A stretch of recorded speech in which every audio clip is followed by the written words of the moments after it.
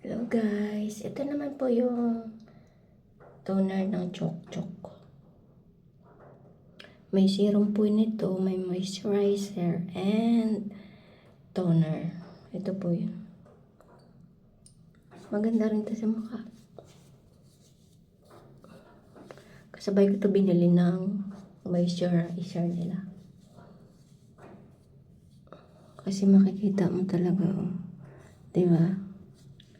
Siguro mga 2 weeks ko nang gamit to.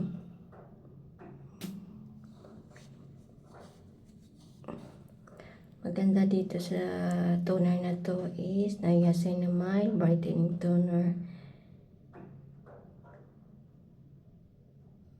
Hindi ko na makita. Basta brightening toner na niacinamide siya.